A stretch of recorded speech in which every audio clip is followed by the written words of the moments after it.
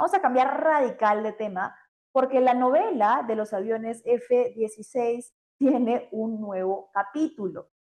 Resulta, pues, hagamos recordar, y es de lo que habíamos visto incluso ya en este programa, que había habido todo un escándalo con el tema de la compra de estos aviones, supuestamente para la seguridad nacional, que había desencadenado una serie de renuncia de personajes dentro de, que ocupaban ministerios importantes dentro de la negociación, el ministro de Defensa, el entonces ministro de Defensa Carlos Díaz, y el de Exteriores Hugo de Sela, por supuestas inconsistencias.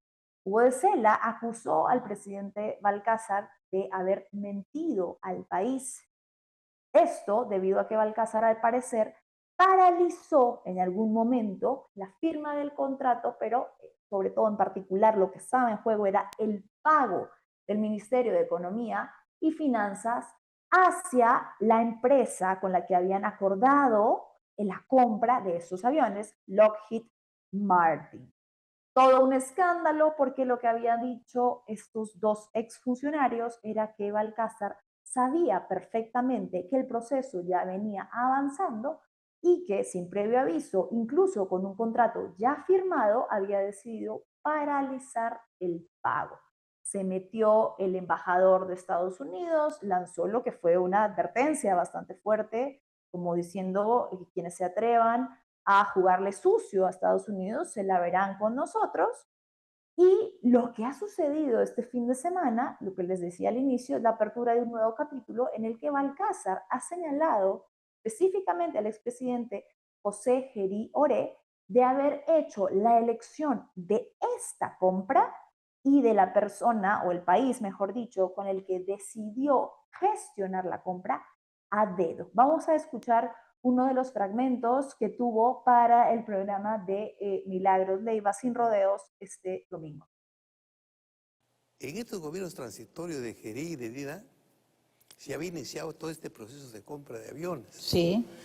Al final, cuando había un punto de quiebre en que tenían que decidir en comprar aviones franceses, suecos y americanos, el gobierno de Gerí acuerdan de que ese proceso se termine. Yo no llegaba acá, ni se preveía que yo iba a ser presidente. Ahí acuerdan de que se debe comprar solamente a los americanos, los F-16. ¿Y quién Pues, acuerda? Gerí, el gobierno anterior, ¿Con quién? con la Fuerza Aérea. Ok.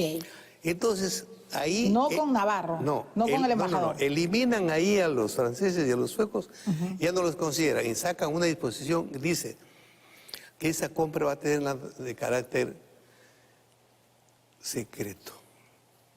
Secreto de Estado. Y que por tanto solamente intervendrían el vendedor y el comprador a través de la Fuerza Aérea. Y lo excluyen en esa normatividad que saca, una norma saca especial, en cuya virtud no participaba ni el Ministerio de Economía y Finanzas, ni yo como presidente.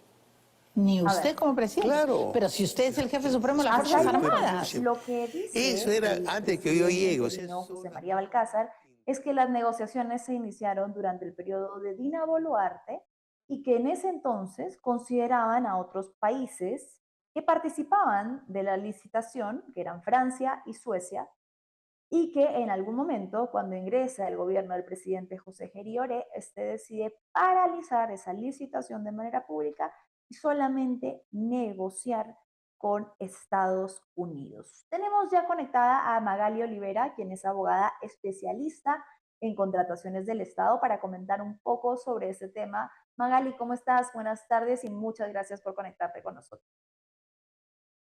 Hola Manuela, ¿qué tal? Buenas tardes, ¿cómo estás? Un saludo a todo tu público que se está sintonizando. Muchas gracias, Magali. Cuéntame un poco cuál es tu primera lectura sobre lo que se está denunciando aquí en este momento el presidente Grioré y la manera tan poco transparente en la que se ha visto todo este tema de la licitación de los aviones F-16. Sí, mira, para entender un poco más sobre el contexto, este tipo de proceso se ha llevado a cabo a través de un proceso de selección no competitivo. Dentro de los márgenes de este proceso que lo contempla la actual ley, la 32069 y su actual reglamento, uno de los datos importantes es que para este tipo de proceso solamente se inicia con la invitación de los postores. En este caso, se identifica quiénes son aquellas empresas en las cuales cuenta con este bien, servicio u obra que está solicitando la entidad. En este caso nos centramos específicamente en lo que son bienes de aviones, ¿no? En este caso, en particular,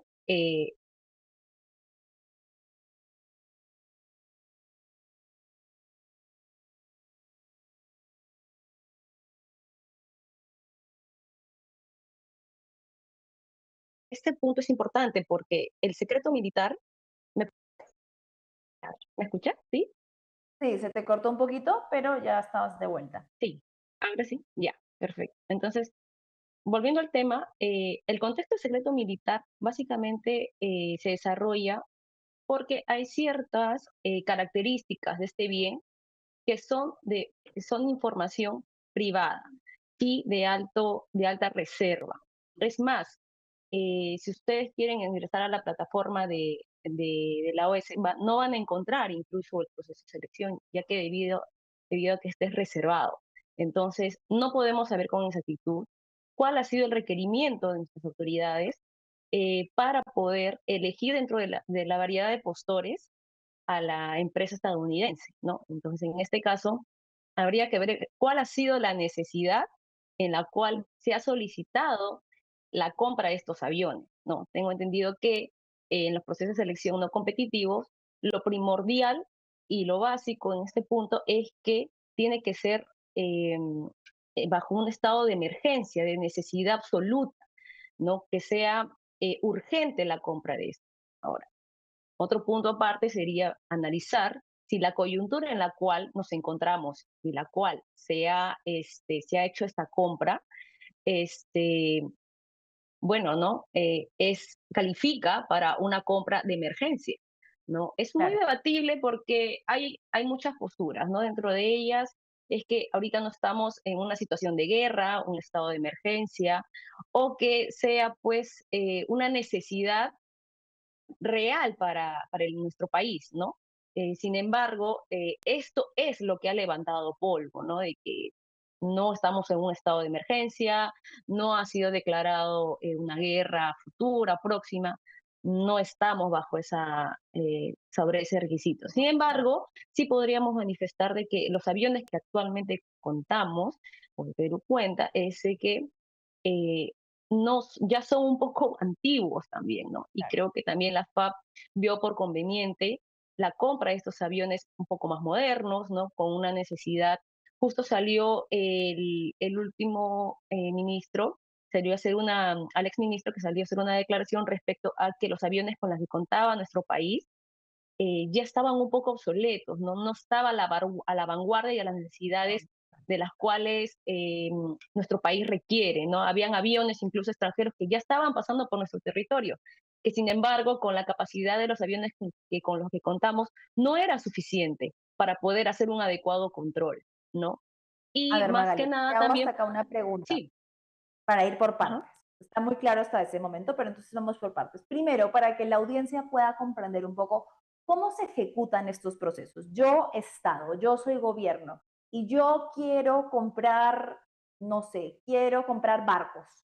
Entonces, ¿qué tengo que hacer? Tengo que abrir una licitación pública para ver quiénes son los proveedores de barcos y luego empezar a avisarles a esos proveedores si quieren participar. ¿Cómo es el proceso? A ver si nos puedes explicar un poco. perfecto, sería buenísimo. Primero, no estamos hablando de una licitación pública, porque las licitaciones públicas pertenecen a un proceso de selección competitivo, en las cuales van a competir varias empresas. Tenemos diferentes, ¿no? 25 empresas contratan, por ejemplo, para la compra de barcos, ¿no? En este caso es Sí. distinto porque estamos enmarcados en la ley de contrataciones en el numeral M, que nos dice lo siguiente. Las contrataciones de bienes y servicios y obras realizadas por las Fuerzas Armadas, la Policía Nacional y los componentes del Sistema de Inteligencia Nacional del SINA, declarados de carácter secreto militar. Entonces, ¿qué quiere decir esto? Que una contratación no competitiva no está sujeto al concurso público. Esa es la gran diferencia. Tenemos los procesos competitivos donde van a competir muchas empresas por querer ganar el concurso X, concurso, ahí entran los grupos, ¿no? Concursos, licitaciones abreviadas, tenemos las no abreviadas, las licitaciones como tal y licitaciones abreviadas. Pero por otro lado tenemos los procesos de selección no competitivos donde no compiten los, los postores, ¿no? Entonces ahí simplemente se identifica en el mercado quiénes son las empresas nacionales u internacionales que cumplen con mi requerimiento. Entonces, habría que analizar que el requerimiento en este caso era de aviones, 24 aviones en total. Entonces, Ok, hasta como yo ahí ya tengo entonces, identificado. Ok, Francia, ok. Francia, Suecia y Estados Unidos dicen, yo tengo aviones de los que tú necesitas, Perú. ¿Qué tiene que hacer Perú? Bien, correcto, correcto. Entonces, ¿qué hace Perú? Perú tiene un requerimiento, tiene unas especificaciones técnicas en las cuales, por ejemplo, yo quiero que el avión sea de color amarillo, ¿no? Que tenga una capacidad de 2 pilotos, por ejemplo, que corra una capacidad máxima de velocidad de tanto de velocidad, necesito que tenga, no sé, un GPS satelital, no quiero que sea un GPS convencional, y dentro de otros puntos adicionales. Entonces, yo como Estado evalúo cuál de todas las propuestas que obtengo en el mercado, Suecia, Estados Unidos y los demás, ¿qué me ofrecen de acuerdo a las especificaciones que yo necesito y de acuerdo a mis necesidades? Ujú. Entonces, de las cuales yo identifico, bueno, este país sí cuenta con estos aviones, este se acerca, no es lo que quiero, esto es un poco antiguo, esto es un poco más moderno. Entonces, voy haciendo el análisis de cuál se acerca a mi requerimiento, ¿no? Entonces, una vez identificado ya el postor, ¿qué es lo que evalúo por último? De acuerdo a la nueva ley de contrataciones, yo voy a evaluar el precio. Lo Ok, último que voy a evaluar es el precio. Si yo primero ya encontré a mi postor con las características que necesito, ahora voy a evaluar cuál de todos los postores que han quedado, que yo considero que se acercan a mis necesidades, yo voy a elegir cuál de ellos me da mejores precios. Entonces, ok, una vez que ya tengo elegido el precio, ahí recién hago mi evaluación, hago mi informe técnico, mi informe legal, ¿no? Que es lo que es un requisito indispensable. Y en este punto en particular, en el literal M que nos dice la ley de contrataciones, es que para que yo apruebe esta contratación, necesito la opinión favorable de la Contraloría General de la República. ¿Qué quiere decir? Que para que yo, este expediente técnico que ya evalué, que ya hice el análisis de cuál cumple con mis necesidades, necesito la aprobación de la Contraloría General de la República. claro. Y ahí, en ese caso, entonces, yo como Estado puedo decidir cerrar el proceso público y quedarme con un solo postulante, digamos, como lo que ha acusado Geriore, perdón, el presidente Balcázar. Te lo pregunto porque hay abogados que ya señalan que si fuese cierto que eligieron a un solo postor, las personas involucradas en esa decisión podrían haber incurrido en un delito. Claro, el delito en ese caso sería el delito de direccionamiento, si hablamos desde el punto de vista de contrataciones públicas, ¿no? Eh, un ejemplo claro de direccionamiento es que yo le pida a un postor en particular un requisito que los demás no tengan. Entonces, Ujú, lógicamente, ahí hay una ventaja que los demás no van a poder superar, ¿no? Entonces, habría claro. que ver en el expediente, como te comento, el expediente no se puede visualizar o descargar dentro de la plataforma del SEACE para poder revisar cuál ha sido la evaluación y cuál ha sido el requerimiento que ha realizado, en este caso, la Fuerza Aérea, porque de ahí ha nacido esta contratación. Si se probara que sí hubo un direccionamiento que quiso favorecer a Estados Unidos, ¿se podría iniciar una investigación entonces bajo un supuesto de delitos cometidos por las personas involucradas en esa decisión? Totalmente, Manuela, totalmente, porque habría que ver quiénes son los postores que quedaron seleccionados, ¿no? Entonces, esa información ahorita es de carácter reservado, ¿no? Pero lo que se debe evaluar en este caso es que qué empresas han sido seleccionadas al final de esta invitación. Lógicamente, Claro. si yo pertenezco a la DEC, a la dirección encargada de las contrataciones, o en términos más sencillos, si yo pertenezco, soy del equipo de logística de la Fuerza Aérea, voy a tener que evaluar no solamente a 2 a 3 postores que puedan contar con esos aviones.